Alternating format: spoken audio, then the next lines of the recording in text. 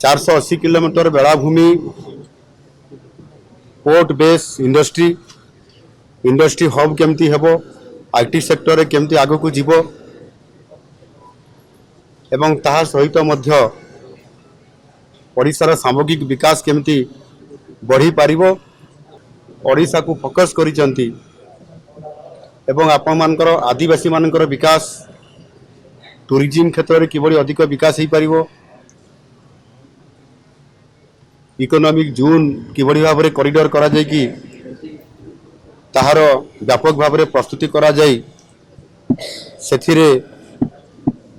आपनकर वाणिज्य को बहुत आग को निया जाय पारिबो ये समस्त कथा को मु नीति आयोग रे प्रस्ताव सब देइछि विशेष करिकि जेहेतु आलू रेट बढ़िबा एवं आलू समस्या देखा देइछि मु विशेष करके चिठी उपरे बेसी विश्वास करे नहीं चिठी लिखा मोर अभ्यास अच्छी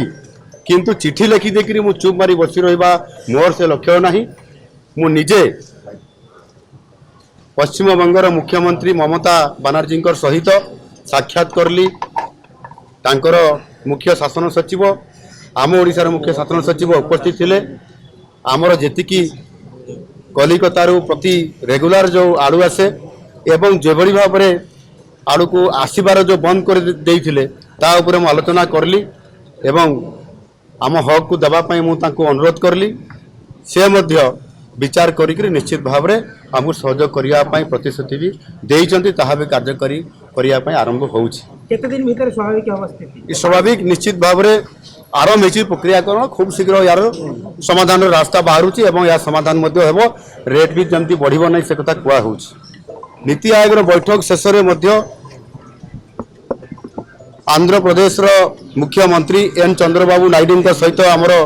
मोर साक्षात है तांको भेटिकी जो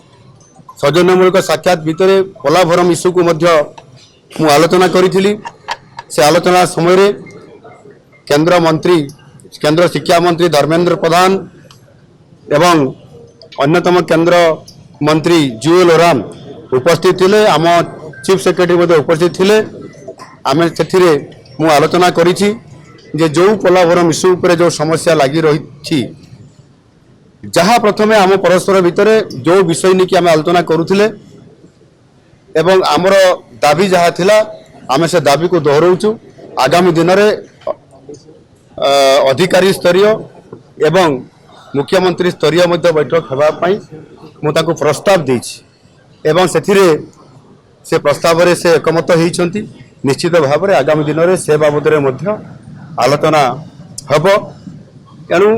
ये जो समस्या जहाँ थिला एवं आमर जहाँ नीति आयोग सहित जो आशा नहीं कि मुझे निश्चित भाव में सफल होइछि।